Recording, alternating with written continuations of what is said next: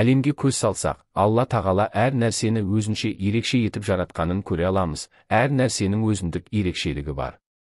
Бұл Алла тағаланың хикметі. Сол үшін де адам мен адам, мекен мен мекен, уақыт пен уақыт бір-біріне ұқсай бермей. Әр қайсының өзіндік ерекшелігі, өзіндік қасиеті бар. Осындай ерекшелігі және қасиетімен ерекшеленген уақыттың бірі Рамазан айы. Бұл айдың өзге айлардан 10 артықшылығы бар. Соларды атап өтсек. 1. Рамазан айының әуелгі түнінің артықшылығы. Пайғамбарымыз бұл туралы. Рамазан айының әуелгі түні келісімен жындардың бұзақылары мен шайтандар кісенделеді. Тозақ есіктері жабылып, оның ешбірі ашылмайды. Жәннат есіктері ашылып, оның ешбірі жабылмайды. Әр түні шақырушы періште, әй, жақсылық іздеуші, қабыл ал. Әй, жамандық көздеуші, пейіліңнен қайт. Дейді. Онда Алланың тозақтан босататындары болады. Әрі бұл, Рамазан бойы, әр түнде орын алады, бір дейді. 2. Рамазан айында жәннат есіктері ашылып, тозақ есіктері жабылады.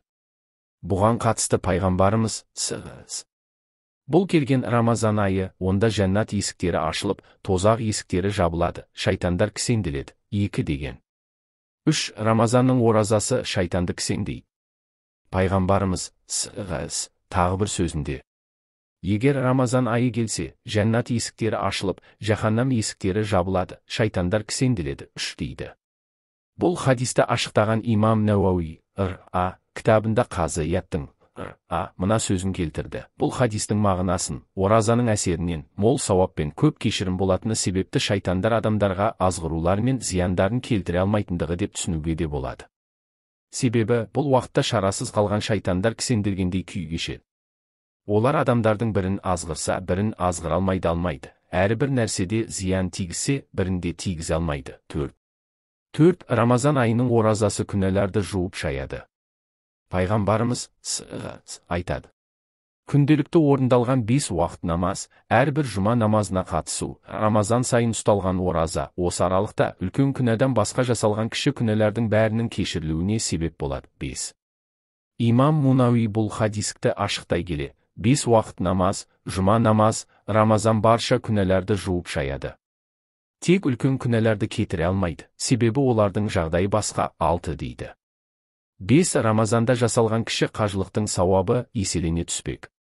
Ибн Аббас жеткізген хадисте пайғамбар Рамазанда жасалған кіші қажылық үлкен қажылыққа тең келеді, 7 деген. Ғалымдар мұндағы тең келуді сауабы тұрғысынан деп ашықтаған. 6. Бұл айда Құран түскен. Алла тағала Құранда айтады. Рамазан айы сондай бір ай, ол айда адам баласына тура жол, және ақ пен қараны айыратын дәлел түрінде Құран түсірілді. Сендерден кім Рамазан айында болса, ораза ұстасын. Ал біреу науқас не сапарда болса, басқа күндерде санын толтырсын. Алла сендерге оңайлық қалайды, ауыршылық қаламайды. Сендерді тура жолға салған Аллаға шүкірлік етулерің үшін санын толтырыңдар. Әрі Алланы ұлықтаңдар. 8. Имам Ибн Касир бұл аятты тәпсірлеп, Алла тағала бұл аятта Рамазан айын мақтап тұр. Себебі барлық айлардың ішінен Құранды түсіру үшін ораза айын таңдаған. Сонымен қатар, барша илахи кітаптар Рамазан айында түскені туралы деректер де келтірілген. 9 деген. Осы үшін де мұсылман жұртшылығы Құран айында көп Құран оқуды әдетке айналдырған. Рамазан Құран айы. 7. Бұл айда қасиетті Қадір түні бар. Алла тағала бұл кешке толық бір сүрені арнаған. Онда Қадір түні 1000 айдан артық, 10 деген. Имам Қуртуби осы аятты тәпсірлеп, артықшылығымен, ұлықтығымен артық. Бұл түнде көптеген артықшылықтар бар. Бұл түнге 1000 жылға шаққанда топталмайтын жақсылық үлестірілген, 11 деген. 8. Бұл айда тараух намазы оқылады. Бұл айда мұсылман қауымы бір ай бойы пайғамбар сүннетін жандандырып тараух намазын оқиды. Ол намазды мешітте жамағатпен оқып, бір-бірімен бауырластығын арттырып, мешітті намазбен тірілтеді. 9. Ихтикаф. 12. Рамазан айының соңында ихтикаф жасау, сүннет амал. Айша анамыз пайғамбар қайтыс болғанға дейін Рамазанның соңғы 10 күнде ихтикаф жасайтын.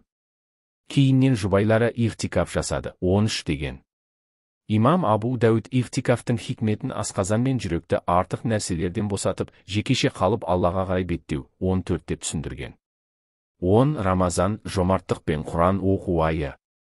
Ибн Аббас, пайғамбарымыздың Рамазандағы халін сипаттап, Алла елшісі, адамдар арасында ең жомарт жан болатын. Рамазан айы туып, Жәбірейіл, періштемен жиі жолыққанда одан өткен мәрт адам болмайтын.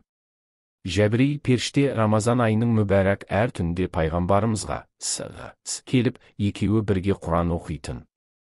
Алла елшісі, Жәбірейіл, періштемен жолыққан кездерінде жер бетіне береке әкелетін желден де жомарт болып кететін еді. 15 деген. Имам Ибн Рәжәб, пайғамбарымыздың неліктен Рамазан айында аса мәрт болатынын ашықтап, мына себептерді атап өткен. Уақыттың қасиеті. Бұл кезде амалдардың сауаптары еселене түспек. Имам Тирмизидің хадис жинағында ең жақсы садақа Рамазанда жасалған садақа 16 деген хадис келтірілген. Ораза ұстаушы, намаз оқушы, зікір жасаушы адамға көмекке асығу. Себебі игілікке жасалған көмек сол игіліктің өзіндей болмақ.